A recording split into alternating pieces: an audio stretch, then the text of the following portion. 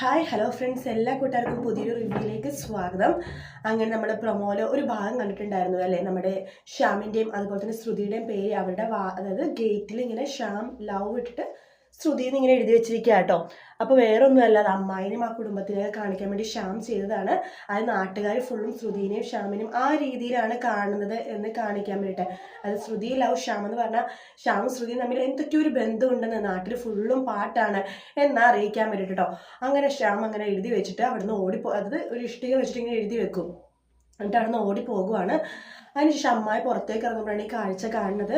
Shyam love ശ്രുതി, എൻ്റെ ഭഗവാനെ ഞാൻ എന്തൊക്കെയാണ് കാണുന്നത് എന്ന് പറഞ്ഞിട്ട് ശ്രുതി ആൾ ഞാൻ വെച്ചിട്ടുണ്ടെന്ന് പറഞ്ഞിട്ട് അകത്തേക്ക് ദേഷ്യത്തോട് കയറി പോകാൻ സമയത്ത് ശ്രുതി അകത്ത് ഉണ്ടാവും കേട്ടോ. ശ്രുതി കയ്യിലേക്ക് വലിച്ചുകൊണ്ട് പോകാൻ സമയത്ത് നമ്മൾ പ്രമീളയും അതുപോലെ തന്നെ പ്രീതി, അതായത് അമ്മ ആ പ്രീതിയൊക്കെ ചോദിക്കുന്നുണ്ട്, എന്താ ചേച്ചി കാര്യമെന്ന് ചോദിക്കുമ്പോൾ അതൊക്കെ ഞാൻ കാണിച്ചു തരാം, നിങ്ങളും കൂടി വാ, ഇവിടെ നടക്കണ എന്താണെന്ന് കാണിച്ചു തരാം ഞാൻ എന്ന് പറഞ്ഞിട്ട് നമ്മുടെ ശ്രുതിയുടെ കൈ പിടിച്ച് വലിച്ചിട്ട് ഗേറ്റിന് അങ്ങോട്ട് കൊണ്ടുപോവാണ്.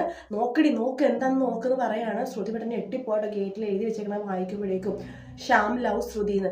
അപ്പം അമ്മയ്ക്കിന് അയ്യോ ഈശ്വര ഇതെന്താ, ഇത് ആരാ ഇങ്ങനെ എഴുതി വെച്ചത് എന്നൊക്കെ ചോദിക്കുകയാണ്. ആ സമയത്ത് അമ്മായി പറഞ്ഞിട്ട് ആരെഴുതി വെച്ചാൽ എന്താണ്, ഇപ്പം നാട്ടിൽ എന്താ പറയണമെന്നും ആൾക്കാരെന്താ വിചാരിക്കണമെന്നൊക്കെ ചേച്ചിക്ക് ഇപ്പം മനസ്സിലായാലോ അല്ലേ. അത് ഏടത്തിനെയൊക്കെ കാണിക്കാൻ വേണ്ടി ഞങ്ങൾ വന്നത്.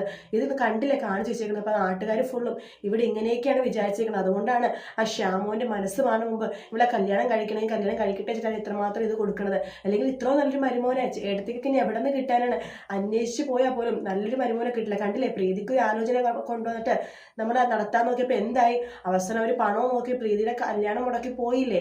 അതുപോലെ തന്നെ നല്ലൊരു ആളാണെന്ന് വെച്ചാൽ നമ്മൾ വേറെ ആളുകൾ കൈ കൊടുത്താൽ എന്തായിരിക്കും അവസ്ഥ. ഇതിപ്പോൾ നമുക്ക് ഇത്ര അറിയാവുന്ന ഒരു പയ്യനാണ്, പിന്നെ ഇവൾക്ക് കല്യാണത്തിന് സമ്മതിച്ചത് എന്താണ്, അത് ഇവളുടെ മനസ്സിൽ വേറെ ആരെങ്കിലും ഉണ്ടോ എന്നിങ്ങനെ ചോദിക്കുകയാണ്. ആ സമയത്ത് ശ്രുതി ഇല്ല എന്ന് പറയുമ്പോഴേക്കും പിന്നെ എന്താ ശ്യാമിനെ നിനക്ക് വിവാഹം കഴിച്ചാലേ എന്നിങ്ങനെ ചോദിക്കുക കേട്ടോ. അങ്ങനെ എല്ലാ ഭാഗത്തുനിന്ന് പ്രഷർ ആകുമ്പോഴാണ് ശ്രുതി അവസാനം ശ്യാമിനെ വിവാഹം കഴിക്കാമെന്ന് സമ്മതിക്കണത്. നല്ലൊരു ഭാഗമായിട്ട് ഒരു അടുത്ത ആഴ്ച, അതായത് നാളെ മുതൽ വരാൻ പോകുന്നത്. വീഡിയോ ഇഷ്ടപ്പെട്ടെങ്കിൽ ലൈക്ക് ചെയ്യുക, സബ്സ്ക്രൈബ് ചെയ്യുക, കമൻറ്റ് ചെയ്യുക. മറ്റൊരു വീഡിയോ ആയിട്ട് വീണ്ടും കാണാം. Take care, bye bye.